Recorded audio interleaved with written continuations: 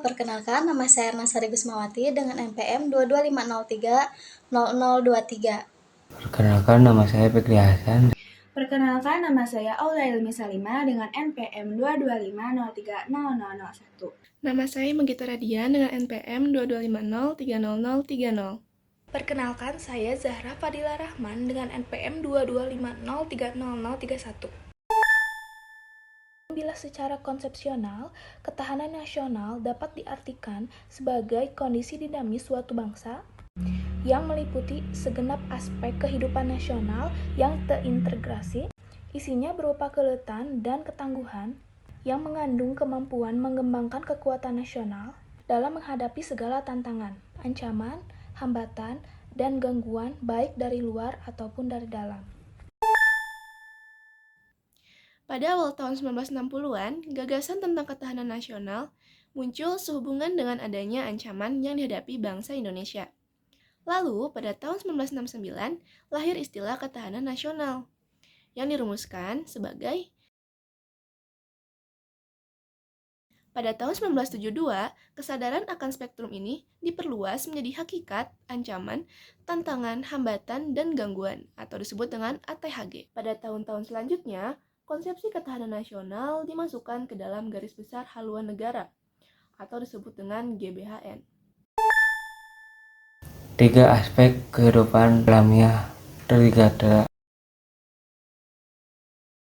5 aspek kehidupan sosial Pacagadra. Yang pertama, gatra letak geografi atau wilayah menentukan kekuatan nasional negara. Hal yang terkait dengan wilayah meliputi bentuk wilayah, luas wilayah, posisi geografis, astronomis, dan geologis, serta daya dukung wilayahnya. Selain itu, terdapat sumber daya alam yang berperan sebagai elemen ketahanan nasional. Yang pertama, potensi sumber daya alam wilayah yang bersangkutan meliputi SDA hewani, nabati, dan tambang. Yang kedua, kemampuan mengeksplorasi sumber daya alam. Yang ketiga, pemanfaatan sumber daya alam dengan memperhitungkan masa depan dan lingkungan hidup. Yang keempat, kontrol atas sumber daya alam. Lalu yang selanjutnya, gatra politik berkaitan dengan kemampuan mengelola nilai dan sumber daya bersama agar tidak menimbulkan perpecahan, tetapi stabil dan konstruktif untuk pembangunan. Lalu yang selanjutnya, gatra ekonomi diarahkan pada landasan yang bertumbuh pada kekuatan pertumbuhan ekonomi, pemerataan, dan stabilitas ekonomi. Pertumbuhan ekonomi yang tinggi jika hanya dinikmati oleh sebagian masyarakat justru dapat melemahkan ketahanan bangsa. Oleh karena itu, pengembangan ekonomi harus dilakukan dengan pendekatan menyeluruh, seimbang, konsisten, dan adil. Lalu yang selanjutnya, dalam gatra sosial budaya, ancaman yang muncul adalah mudahnya infiltrasi nilai-nilai budaya barat yang sekuler, liberal, dan materialistik ke masyarakat Indonesia. Pembinaan yang dilakukan terutama dengan meningkatkan pemahaman, kesadaran, dan penghargaan terhadap nilai-nilai budaya bangsa sendiri.